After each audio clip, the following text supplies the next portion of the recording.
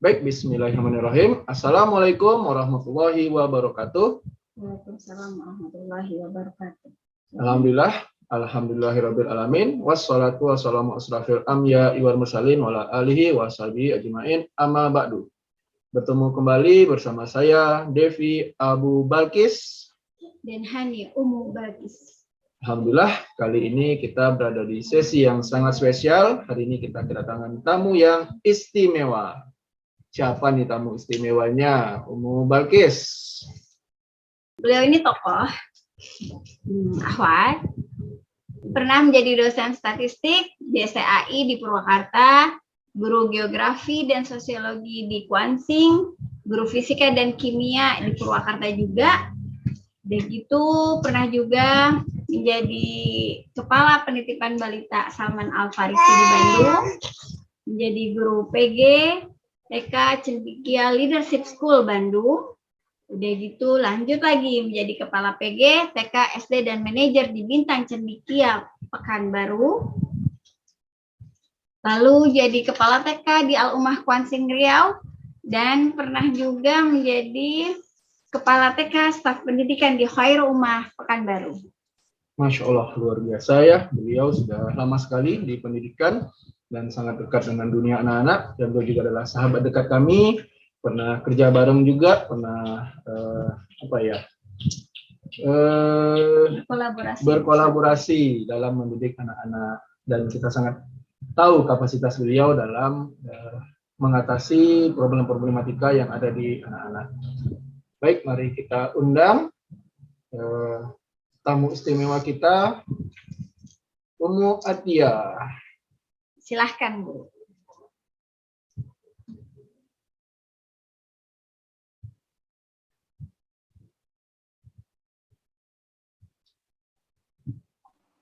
Assalamualaikum, Bu Tia. Apa kabar? Assalamualaikum warahmatullahi wabarakatuh. Alhamdulillah. Bagaimana dengan Ustadz dan Teh Hani? Apa kabar? Sehat. Lagi di mana, Bu Tia, sekarang?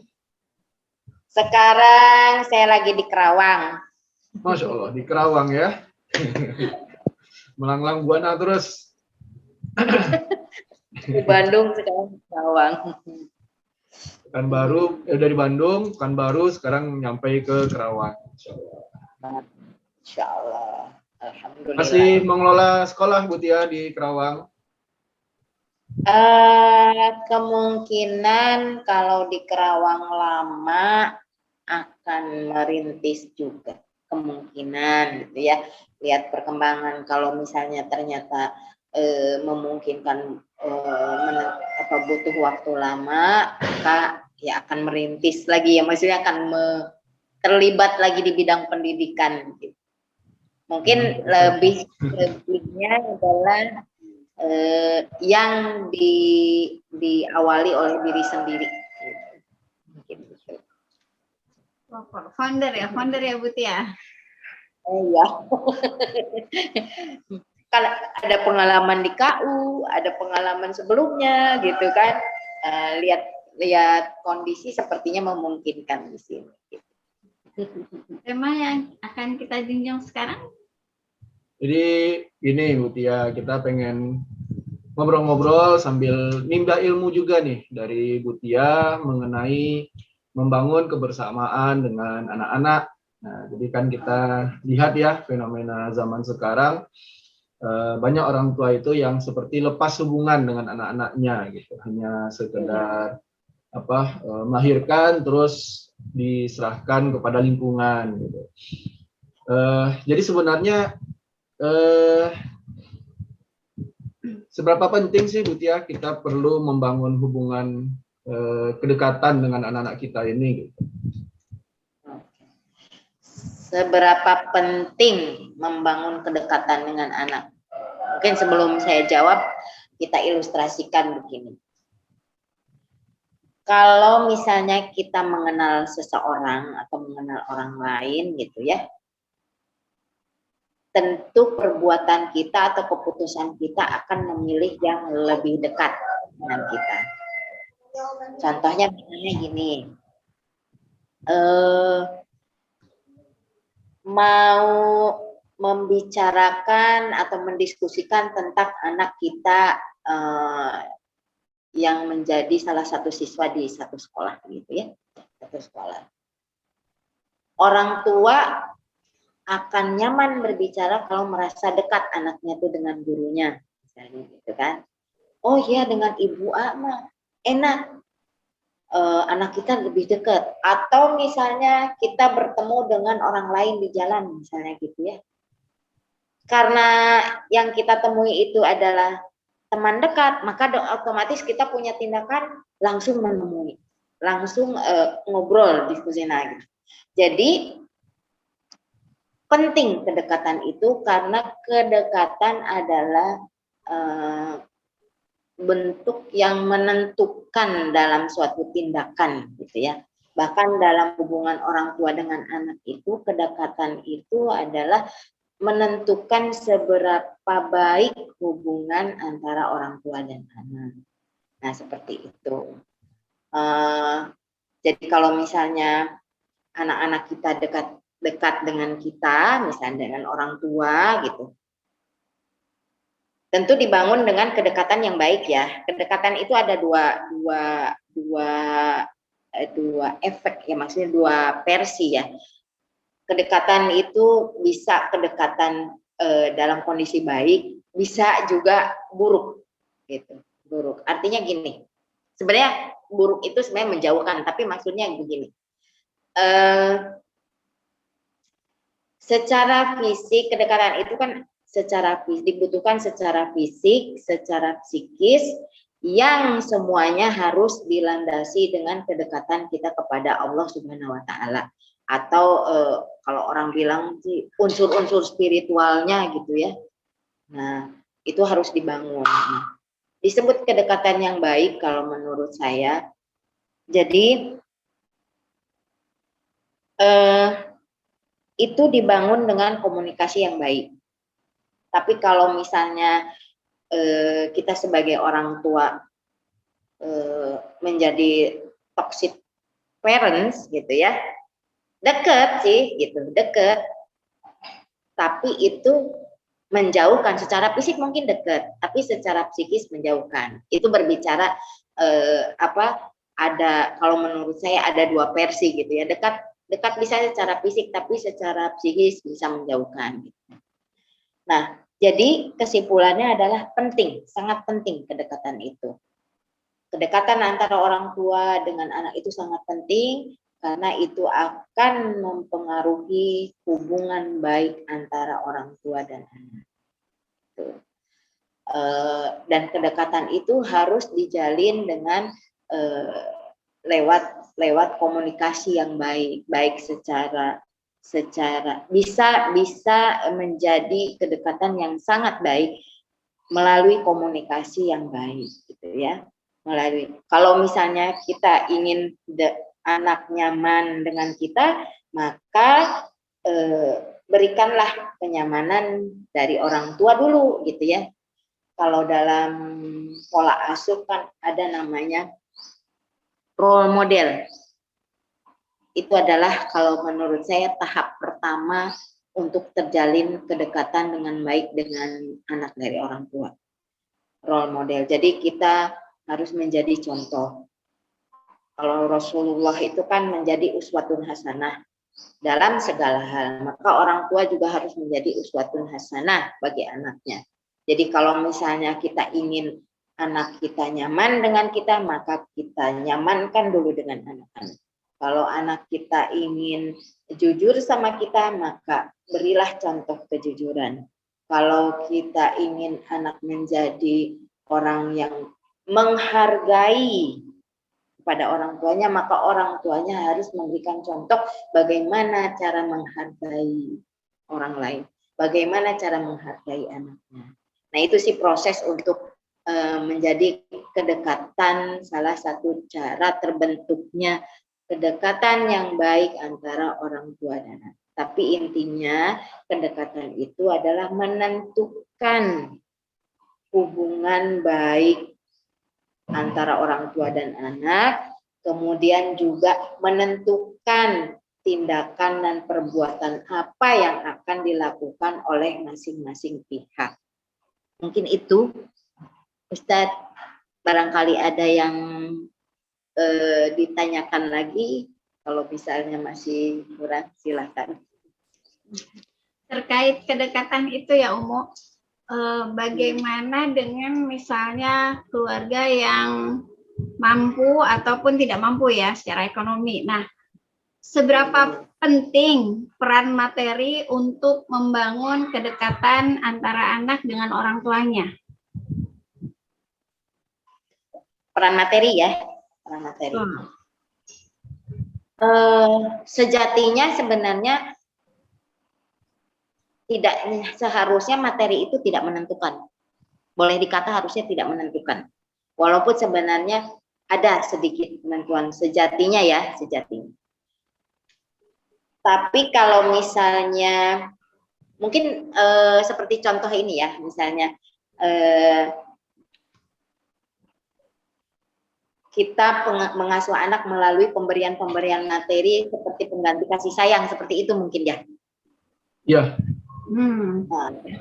Nah, ini lebih tergantung bagaimana pola asuh dari awal orang tua terhadap anaknya.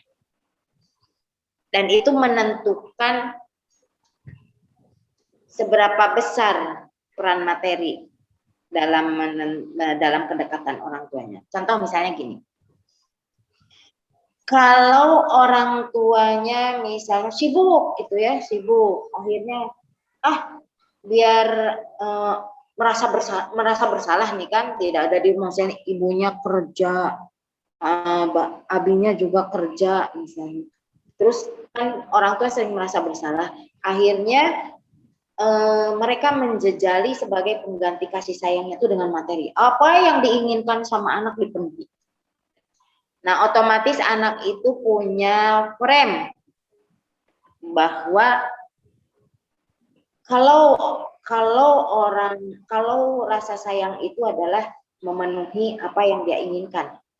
Kalau misalnya terjadi penolakan, berarti orang tua nggak sayang. Nah, berarti orang tua ini sudah mengajarkan bahwa kasih sayang itu dalam bentuk materi, itu wujudnya, itulah misalnya. Itu berarti besar buat anak. Anak menjadi dekat, misalnya katakanlah misalnya minta HP yang paling baru gitu karena teman-temannya semuanya sudah baru HP-nya gitu ya. Terus orang tua belum bisa mewujudkan misalnya. Akhirnya terjadilah tantrum, ngamuk dan segala macam yang dianggap orang tua tidak sayang sama dia. Karena dalam bentuk materi. Tapi lain kalau orang tua mengajarkan segala sesuatu yang diberikan itu ada alasannya. Misalnya, wah ini sudah pasmi gitu ya, juz 30 atau juz 29. Nah, orang tuanya memberikan hadiah misalnya. Besar kecilnya tidak pengaruh, tapi kita sampaikan bahwa bukan ini tujuannya gitu. Nah, anak itu berarti pasti bahagia ya, istilahnya anak tuh seneng kalau dikasih segala sesuatu bentuk benda, terutama kalau anak-anak di level TK ke bawah ya. Mau makanan aja pasti seneng gitu ya. Betul. Tapi kita tanamkan ya makanan aja seneng. Kalau anak-anak TK tuh masih bentuk dalam yang real ya, yang bentuk materi gitu. Tapi tetap kita harus tanamkan bahwa bukan itu yang jadi fokus. Jadi istilahnya mengajarkan keikhlasan gitu ya, mengajarkan bahwa ini adalah rezeki dari Allah. Kebetulan Umi dan Abi ini ada rezeki dari Allah dikasih, jadi Umi kasih ini gitu ya. Kita sampaikan bahwa misalnya bukan ini tujuannya. Nah, jadi besar kecilnya itu tergantung pola asuh kita, pengaruhnya tuh ya, tergantung pola asuh kita. Kalau kita membiasakan menggantikan segala sesuatu dengan materi, maka anak itu punya gambaran bahwa kasih sayang itu sesuai dengan materi yang diberikan. Jadi semakin memenuhi segala keinginan itu adalah bentuk kasih sayang dari orang tua gitu. Tapi kalau misalnya kita materi bukan tujuan, misalnya udah mengajarkan pada anak bukan tujuan materi itu, bahwa ada hal lain yang harus kita kerja, keikhlasan kepada Allah Subhanahu wa taala, maka kita bisa memberikan dalam kondisi misalnya memang kan orang tua tidak selamanya punya gitu ya. Kita sampaikan misalnya istilahnya dengan sentuhan aja gitu ya, hadiahnya gitu ya, dengan senyuman orang tua aja, dengan pujian aja, masya Allah anak tuh udah bahagia gitu. Jadi seberapa besar materi itu tergantung pola asuh orang tua. Jadi kembalinya ke diri orang tua itu sendiri. Kalau orang tua itu menanamkan materi jadi tujuan, ya sangat besar pengaruhnya, sangat besar bagi anak gitu ya. Dan merasa oh umi abinya udah nggak sayang lagi kalau nggak ngikutin permintaannya dia gitu. Nah itu salah. Yang jelas itu harus diperbaiki pola asuhnya.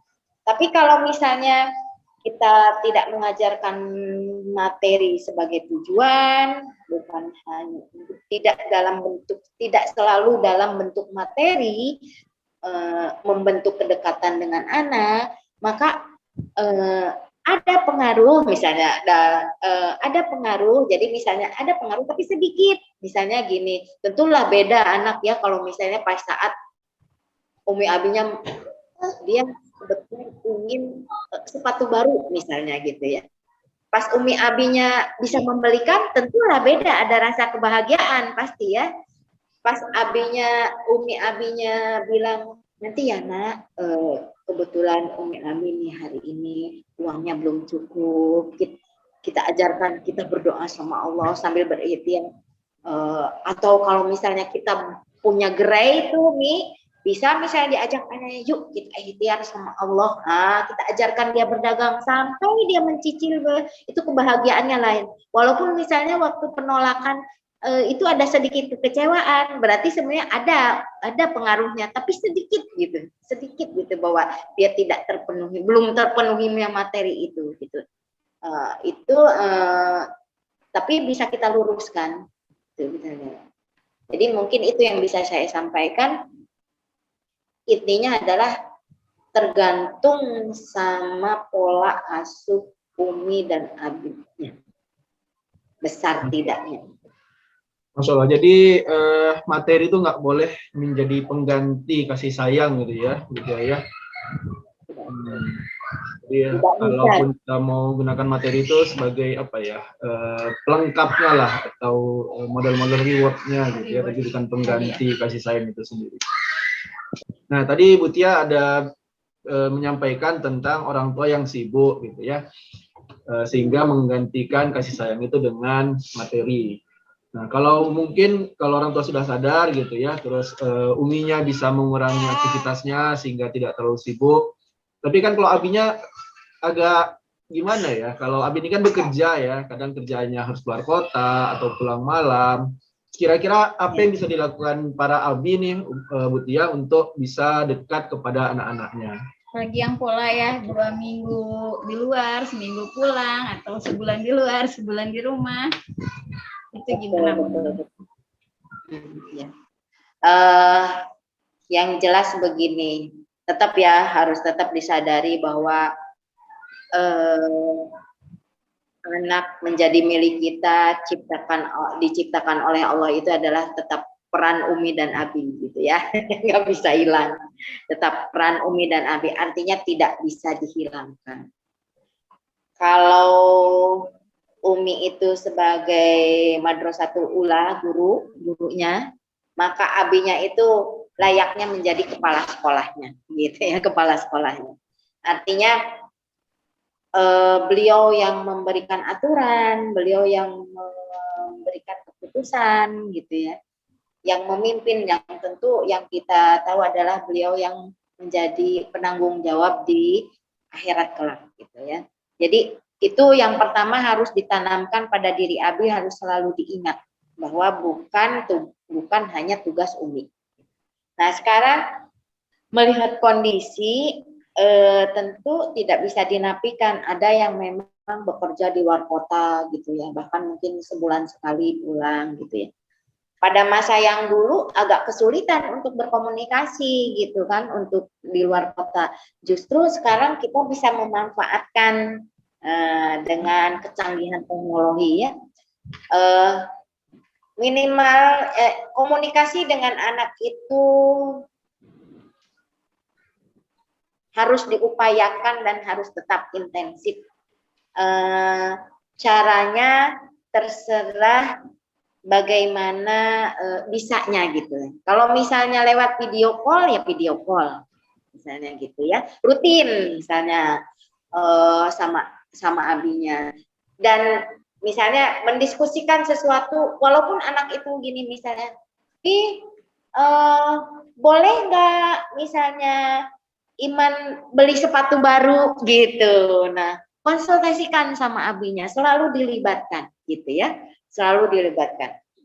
Saya yakin walaupun misalnya abinya itu sebulan penuh bekerja, larut malam, pasti ada saatnya abinya bisa berkomunikasi dengan anak.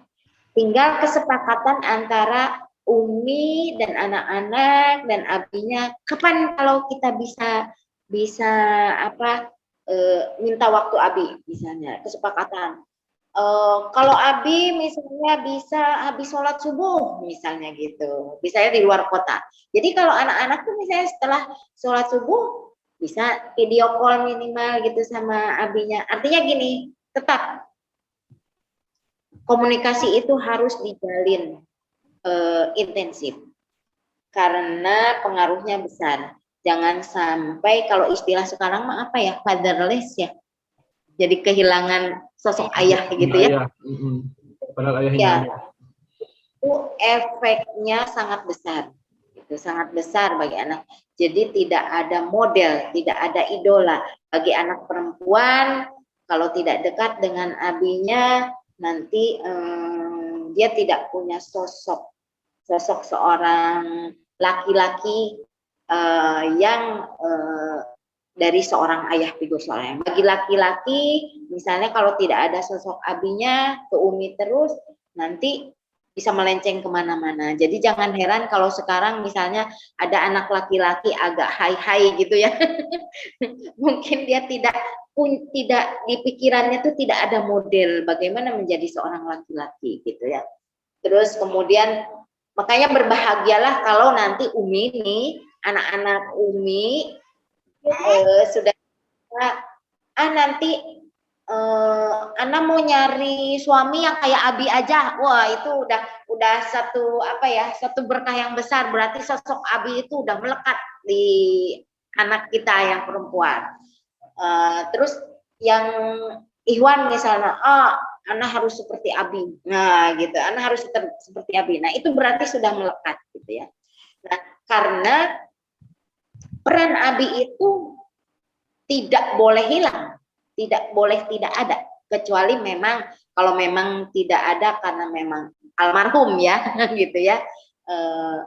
Tapi kalau ada itu tidak boleh tidak ada, karena itu pengaruhnya besar, pengaruhnya besar. Jadi kalau misalnya sibuk, jauh kerjanya, pulang malam, tetap Umi dan Abi harus atur kapan berkomunikasi. Gitu. Jangan sampai misalnya cuma datang gini aja, udah sholat belum nak? Nggak sampai 1 menit kan Mi ngomongnya ya, nanti sholatnya begitu, udah belajar belum? Udah murojaah belum? Misalnya gitu, hanya pertanyaan-pertanyaan seperti itu aja ya gitu ya, tidak ada sentuhan yang lain gitu. Padahal ya boleh dilihatlah kalau banyak informasi-informasi di internet. Kalau misalnya komunikasi dengan seorang ayah kurang dari 20 menit gitu ya, bahkan hanya 10 menit aja itu udah punya efek yang sangat tidak baik untuk anak-anaknya gitu ya. Karena tidak ada model ayah di dalam dirinya. Gitu. Kalau misalnya tidak bisa menyentuh secara fisik ke anaknya, kita sudah bisa lewat komunikasi lewat handphone lah kalau misalnya di luar kota. Tapi intinya adalah terutama di dalam Islam sendiri kan memang abi itu penanggung jawab seluruh imamnya sebuah keluarga ya, sebuah keluarga. Artinya beliau yang menjadi contoh penentu kebijakan, peraturan dan segala macam. Nah, itu bisa dimanfaatkan oleh Umi untuk misalnya, artinya itu menjadi celah untuk mendekatkan anak dengan abinya. Misalnya kalau mengambil keputusan, misalnya tanya abi dulu, nah gitu ya. Atau misalnya ada sesuatu yang diskusikan, yuk kita ngobrol dulu sama abi, nah gitu. Nah itu adalah celah untuk berkomunikasi, mendekatkan dan menempatkan abi pada tempatnya. Tapi kalau misalnya jauh kan tidak masalah, lewat video call, bahkan istilahnya kalau anak gadisnya gitu yang akhwat misalnya gitu, bahkan kalau misalnya dapat baju baru nih dari abinya, baru dibelikan, kebetulan abinya pergi kerja lagi terus dipakai, nah boleh video call, Bi cantik nggak Bi gitu kan, atau misalnya nih pokoknya semua dikomunikasikan sama abinya gitu. Jadi Umi jangan terfokus bahwa abi jauh misalnya lalu menjadi apa ya, menjadi buntu istilahnya ya, kan abinya jauh udah semuanya dihandle. Wah, mungkin mulai sekarang bisa di list itu mana yang bisa dikomunikasikan walaupun abinya jauh, walaupun lewat video call aja, walaupun bahkan istilahnya kalau perlu misalnya pas makan bersama nih, misalnya setelah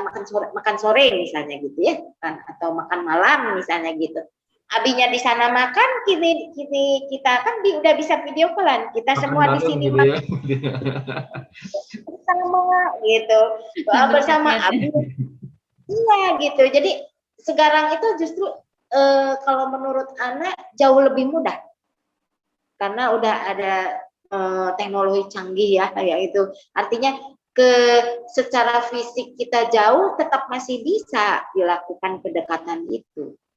Kalau dulu sebelum ada video call, bahkan jauh sebelum ada handphone gitu ya, ada handphone itu sangat sulit memang gitu, sangat sulit gitu. Sekarang kita harus bersyukur justru, walaupun misalnya abi jauh, tetap masih kita menggunakan. Tinggal bagaimana pinter-pinternya kita sebagai orang tua, Umi dan Abi mengatur, istilahnya dinikmati aja gitu, dinikmati aja.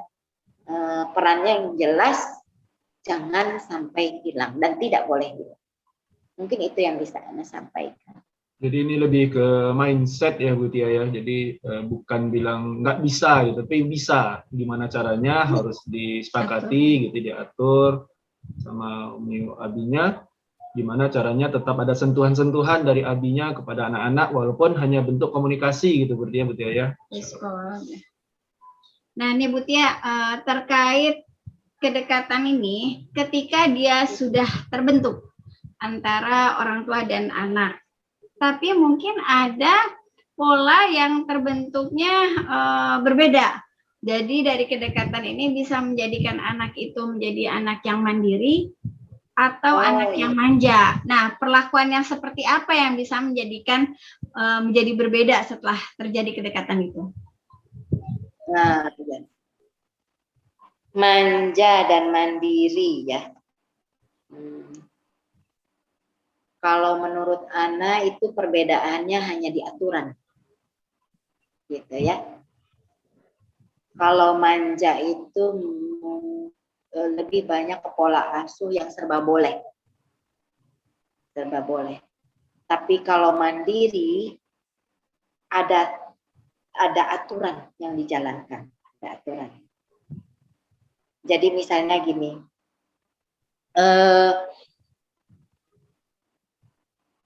kita ingin anak kita mandiri. Nanti setelah dewasa, bahkan remaja gitu ya, bahkan mandiri itu kan ada level-levelnya ya. Kalau menurut usia dini misalnya, mulai pakai kaos kaki sendiri gitu kan, mulai nyoba pakai kerudung sendiri gitu. Tapi kalau beranjak SD, membantu uminya di rumah gitu ya, atau misalnya nih, oh kasihan umi repot, udah aja AA yang cuci baju sendiri walaupun bajunya sendiri aja gitu ya kan. Atau misalnya karena kemandirian itu juga punya pengaruhnya dengan empati, terutama sih di anak itu, seberapa besar empati anak terutama pada orang tua gitu ya. Nah itu kalau anak melihat dari segi aturan, penerapan aturan, ini kembalinya kepada orang tua. Kadang memang orang tua tuh kalau di Sunda apa ya istilahnya nyaah dulang. Nyaah dulang teh sayang, saking sayangnya mau di aja terus. Raja-raja gitu ya. Iya, belajar aja. Betul. Di apa maunya dikasih gitu ya. Pokoknya suka-suka dia gitu ya. Memang disampaikan misalnya periode tertentu itu anak itu adalah raja gitu ya. Nah, tapi raja memberikan ruang anak itu menzolimi orang lain gitu. Kalau menurut anak ya menzolimi kan sebenarnya mungkin menzolimi kalau menurut anak. Mungkin kalau waktu kecil lucu-lucu aja, tapi kita lihat efek setelah besar. Udah besar nyebelin. Iya, kalau setelah besar jadinya empatinya dia akan jelas akan berkurang. Dan dia ya kalau empati sudah berkurang, bukan salah dia tidak merasa bahwa ya karena udah kebiasaannya anak itu menjadi perilaku seperti itu. Nah, biasa dibenarkan. Jadi kembali lagi bahwa adalah di aturan yang membedakan tuh. Penerapan aturan di keluarga, konsistensi orang tua menerapkan aturan. Jadi kalau misalnya setelah makan cuci piring masing-masing misalnya gitu ya. Jangan angin-anginan. Cuci piring. Kecuali memang tangannya sakit gitu ya, sakit. Nah, ada hal apa? Ada hal syar'i. Ada hal syar'i yang membolehkan anak itu tidak melakukan gitu. Dan cuci piring masing-masing misalnya. Kalau anak yang manja kasihan masih kecil misalnya, nanti dia capek semuanya emaknya gitu. Makanya nanti setelah dewasa misalnya ibunya kerepotan, uminya kerepotan, jangan harap anak mau membantu gitu. Jangan harap. Iya, jangan harap dia punya empati sama sekeliling, bahkan sama umi abinya. Ketika kerepotan gitu, katakanlah Umi Abi ini sedang punya usaha misalnya gitu ya, usaha. Karena kita tidak biasa mendidik anak menjadi bagian dari aktivitas orang tua. Orang sering kita lihat sekarang ya seperti yang tadi disampaikan, apalagi zaman gadget sekarang. Orang tua sibuk gitu ya, padahal sementara anaknya anteng di kamar misalnya tanpa perasaan, handphone aja gitu kan, dan itu udah menjadi umum sekarang gitu. Karena sudah dibiasakan dari awal. Contohnya misalnya ketika mulai anak masih balita mengenal handphone, nah gitu ya kan, nangis ketika kita ambil, gimana katanya kalau diambil dia nangis gitu kan, dia ambil. Terus kita kasih. Jadi jangan heran nanti kalau misalnya sudah besar dia lebih memilih handphone daripada membantu ibunya. Terus kemudian juga itu biasanya ada proses tuh menjadi manja tuh. Kita kasih, suatu saat kita sadar, wah ini jadi kebiasaan ternyata misalnya. Jadi kebiasaan, dia tergantung sama itu. Mulai kita ambil yang tadinya nangisnya level 1, nggak mempan lagi sama mamanya, dia naikkan jadi level 2. Nah, mempan nih. Suatu saat lagi pusing ya kan, lagi pusing juga nih. Uminya mau misalnya mau pakai handphonenya, terus pinjam dulu nak, nanti sebentar uminya. Nangis dia level 2, nggak mempan nih, naikkan lagi level 3 dan begitu seterusnya gitu. Nah, itu banyak kejadian. Kalau zaman dulu mungkin masih soal pergi ke swalayan, anak pengen makanan gitu kan. Dan nah, karena kita tidak terbiasa memberikan pengertian karena seringnya kita membolehkan semua, maka anak itu tidak paham ketika ada penolakan di suatu tempat, misalnya ketika Umi uangnya nggak cukup, nggak terima. Nah, karena sudah biasa level 1, level 2, level 3, ternyata level 3 nggak mempan, dipasanglah tuh di toko tuh level 4 nangisnya. Jadi akhirnya Umi dan Abinya yang malu gitu ya kan. Jadi itu tuh proses. Nah, itu sih intermezzo aja ya. Jadi banyak hal yang membuat akhirnya ada klasifikasi ini anak manja, ini anak mandiri. Tapi intinya dalam satu keluarga semuanya tetap harus punya aturan gitu ya. Bagaimana apapun yang dilakukan anak itu masing-masing keluarga lah punya aturannya sendiri. Misalnya apakah itu seperti tadi contohnya setelah makan cuci piring sendiri, atau misalnya kalau sudah mulai umur memungkinkan, misalnya bangun tidur merapihkan tempat tidurnya, terus kemudian juga bahkan nih kalau empati timbul dari orang tua, libatkan. Jadi gini, dalam mendidik anak perlu tahu juga apa yang kita rasakan. Itu mendidik dia juga mandiri, empati, bahkan lebih dari mandiri gitu. Apa yang kita rasakan, apa yang kita pikirkan, itu disampaikan. Jadi ketika Uminya sakit, dia paham. Ketika Abinya sakit, dia paham. Bahkan kalau yang mandiri misalnya gitu, Umi sakit, nanti ambilkan minum ya, ambilkan obat ya, Umi mau makan apa, Abi mau makan apa, itu udah lebih dari mandiri, itu udah bagus sekali itu. Jadi banyak proses untuk menjadi anak mandiri itu. Selain memang terbiasa dengan aturan di keluarga, terus kemudian sebagai orang tua itu harus konsisten dan menjadi contoh dalam pelaksanaan aturan. Jadi misalnya gini, anaknya suruh cuci piring sendiri, tapi Umi Abinya habis makan, bro, di mana piringnya, misalnya ya, kotor. Nah itu tidak jadi role model gitu ya. Itu nanti masuknya jadi kabur makan, kabur makan indah loh gitu ya. Jadi melakukan tidak melakukan apa yang kita katakan gitu. Nah, jadi tetap pertama orang tua jadi role model, yang kedua konsisten kita dengan aturan di keluarga, baik dalam hal apapun, gitu ya. Nah, bedanya sama yang anak manja tadi, biasanya yaitu aturan orang tua tidak memberikan aturan, serba boleh.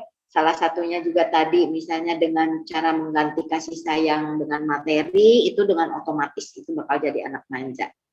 Terus kemudian juga orang tua tidak istiqomah dalam membersamai melaksanakan aturan gitu, itu punya pengaruh. Terus tidak terbiasa diberikan pemahaman apa yang menjadi pikiran dan perasaan dan peraturan dari orang tuanya. Nah, tidak biasa dilibatkan. Jadi akhirnya timbul menjadi anak yang egois, gak peduli, egosentris, maunya pokoknya apa yang dia mau, apa yang dia pikir, tidak mau tahu orang tuanya, bahkan lebih parah tidak mau tahu tentang sekelilingnya. Mungkin itu yang disampaikan ya. Itu yang disampaikan. Intinya itu sih, Ustaz sama Teh Hani. Manja dan mandiri itu perbedaannya adalah dari pelaksanaan aturan. Masya Allah ya. Luar biasa ya Umu Atiyah. Penjelasannya betul-betul gamblang. Buat kita yang mendengarkan, menyimak, menjadi lebih cerah ya, lebih cerah. Mendapatkan banyak pencerahan, banyak poin-poin yang bisa kita renungi, bisa kita istilahnya coba duplikat ya. Sehingga kedekatan antara orang tua dan anak bisa menjadi intim lagi. Nah, mungkin dari Umu Atiyah adakah kata-kata penutup atau poin-poin penting yang ingin ditekankan dalam obrolan ringan ini? Ya. Yang pertama begini, kedekatan itu dengan anak sangat penting. Karena itulah yang menentukan tindakan dan perbuatan anak terutama terhadap orang tua. Yang kedua adalah kedekatan harus dibangun melalui role model. Orang tua harus sebagai model. Jadi apa yang ingin anak lakukan, maka lakukanlah terlebih dahulu. Maksudnya apa yang ingin menurut kita anak lakukan gitu, maka lakukanlah terlebih dahulu oleh diri kita sebagai orang tua. Misalnya kita ingin anak kita menjadi anak yang santun gitu, yang taat kepada Allah, maka ya diri kita yang menjadi modelnya gitu. Kita ingin misalnya dia menghargai terhadap orang tuanya, maka lakukanlah gitu. Artinya semua harus dari orang tuanya. Terutama misalnya dalam hal komunikasi. Kalau misalnya anak kita ingin santun pada kita, maka tentu kita tidak boleh dengan cara marah-marah, seenaknya membentak, memaki gitu ya. Apalagi misalnya merendahkan, mematikan, membunuh karakter ya istilahnya, membuli ya. Jangan teman-teman, orang tua juga kadang gitu. Kamu mah bandel, katanya gitu ya. Toxic parent. Jadi membuli. Harus membesarkan jiwa ya, Umu ya. Betul, harus membesarkan jiwa. Itu insya Allah otomatis akan timbul kenyamanan dengan orang tua, maka dia akan memilih, maka yang pertama yang dia ingin komunikasi, dia ingin jumpai, dia ingin adalah orang tuanya. Walaupun anak itu misalnya pada saat itu masa berteman. Kan ada tuh masa berteman SD, mulai kelas 3, SMP, itu kan rawan, udah susah lagi kita ajak kemana gitu ya. Pasti memilih temannya gitu ya kan. Nah, bisa diketahui dari situ, misalnya dia masih Umi kasihan, ini repot misalnya. Udah, Ana mau milih sama Abi aja dah dulu, misalnya gitu. Itu udah poin yang bahwa anak itu lebih memilih orang tuanya, gitu. Karena dia merasa nyaman dengan orang tuanya. Intinya begitu. Baik, terima kasih Bu Tia. Singkat saja pertemuan kita, cuman 30 menitan, tapi banyak sekali ilmu yang bisa kami ambil dari Bu Tia. Semoga lain waktu kita bisa ketemuan lagi, sharing lagi dengan topik-topik yang berbeda. Terima kasih Bu Tia kehadirannya. Mohon maaf juga apa yang Ana sampaikan. Mudah-mudahan sama-sama Bu Tia. Allah memberikan kepada para pendengarnya ya, terutama ya, menyaringkan gitu ya, mana yang benar gitu ya, Allah berikan yang salah Ana sampaikan, mohon maaf, dan mudah-mudahan tidak tersampaikan kepada para pendengar. Terima kasih. Semoga kita bisa ketemu lagi ya di next super parenting Islami, insya Allah. Sekian obrol ringan kita bersama Umu Atiyah, praktisi pendidikan ya, pendidikan anak mulai dari TK sampai dewasa ya, pernah jadi dosen juga, luar biasa. Silahkan bila ada komen, silahkan komennya dituliskan di komentarnya, deh gitu boleh subscribe dan like bila merasa tayangan ini bermanfaat. Baik, kita tutup sesi sharing kita sore hari ini dengan hamdalah Alhamdulillahirabbil alamin. Dan doa tutup majelis, subhanakallahumma wa bihamdika asyhadu an la ilaha illa anta astaghfiruka wa atubu ilaik. Assalamualaikum warahmatullahi wabarakatuh. Waalaikumsalam warahmatullahi wabarakatuh.